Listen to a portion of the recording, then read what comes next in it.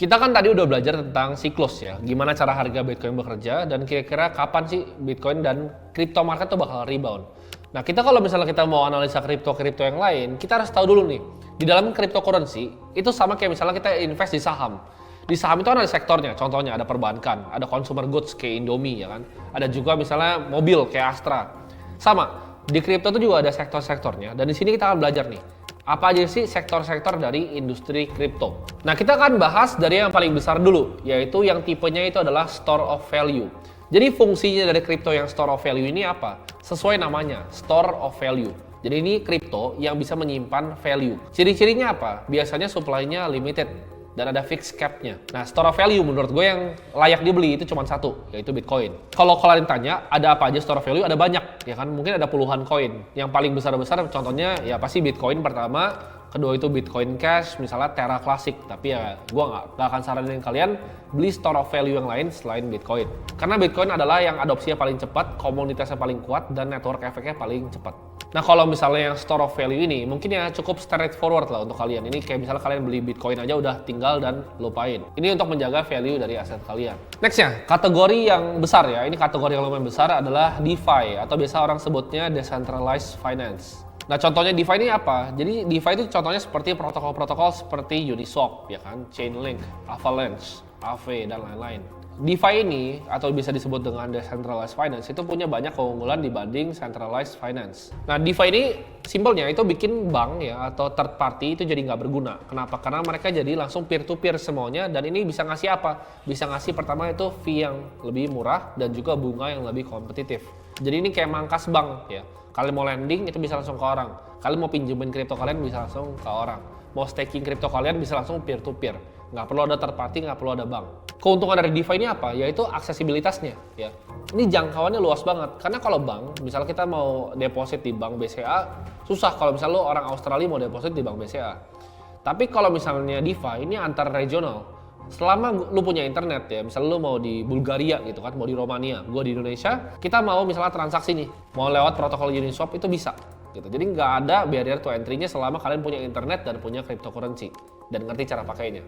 Fee-nya juga bisa rendah karena nggak ada bank di tengahnya, ya nggak ada kustodian aneh-aneh dan juga nggak ada clearing. Jadi fee-nya itu nggak kepangkas banyak-banyak. Kayak misalnya bank kustodian, kita lihat misalnya Deutsche Bank gitu kan, dia bisa dapat 0,05 dari cuman pegang customer fund sampai udah nggak terima lagi karena kebanyakan.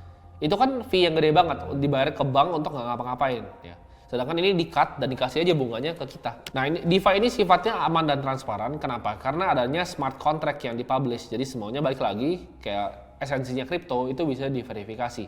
Blockchain juga bisa dilihat semua orang tanpa tahu identitasnya, tapi tetap bisa dilacak. Itu uniknya. Dan yang udah dicatat di smart contract di blockchain itu nggak akan pernah bisa diganti lagi.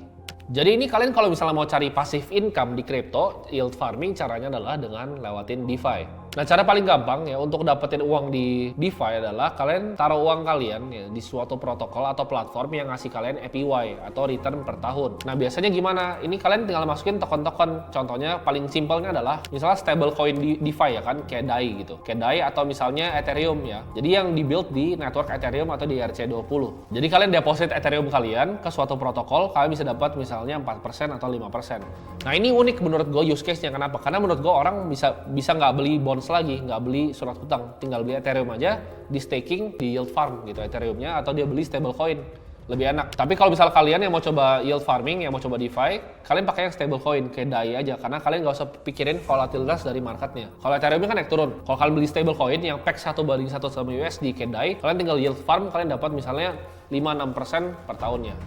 Kita kan tadi udah bahas soal pertama itu store of value, yaitu Bitcoin, Bitcoin Cash, Terra Classic. Kita juga udah bahas tentang DeFi ya kan, kayak Uniswap dan lain-lain. Tapi ada juga yang ketiga, yaitu DEX atau orang biasa sebutnya dengan Decentralized Exchange. Jadi kalau kita tahu kan ada exchange ada dua tipe, ada centralized yang gede kayak misalnya Binance, Coinbase, Indodax. Kita percaya bahwa mereka tuh pegang fund yang kita punya dan mereka lakuin dengan proof of reserve. Tapi DEX ini itu kalian bisa verifikasi sendiri. Jadi itu transaksi peer-to-peer antara buyer langsung diketemuin dengan sellernya. Nah, exchange ini itu contohnya apa? Contohnya seperti Curve Finance ya kan, PancakeSwap. Jadi kalian bisa langsung pakai di dalam protokolnya mereka. Tapi untuk pemula, gue nggak saranin kalian untuk langsung terjun kayak misalnya ke DEX ini. Kenapa? Karena ini lebih complicated. Jadi kalau mau beli kripto, tetap lewat centralized exchange. Dan untuk awal-awal mulai di store of value dan DeFi dulu. Setelah ini ada sektor yang gua gabung aja, sebenarnya dua sektor berbeda, tapi menurut gua agak mirip-mirip, yaitu gaming dan metaverse. Nah ini yang lagi banyak kan orang, wah metaverse, Facebook sampai ganti nama ke Meta. Tapi use case-nya menurut gua di real life sekarang belum ada yang signifikan. Kita bisa lihat beberapa project-project ya, contohnya seperti Sandbox ya kan. Menurut gua itu kayak versi jeleknya Minecraft aja gitu kan. Sandbox, ada Decentraland ya. Banyak project-project lain seperti Axie Infinity yang dulu kasih yield ke orang tapi sekarang udah enggak. Jadi gua sih pribadi kurang suka dengan sektor yang ini. Gua lebih prefer main di DeFi ataupun di store of value. Nah jadi kalau kalian tanya aset pribadi gua itu di mana, ya mungkin 90% itu hampir semuanya di store of value dan juga DeFi. Jadi gue jarang diversifikasi bahkan ke DEX atau ke gaming dan metaverse. Mungkin hampir semua itu gue carinya yang layer 1 coin ataupun layer 2 yang dibuild on top of Ethereum network, contohnya seperti Polygon atau Matic.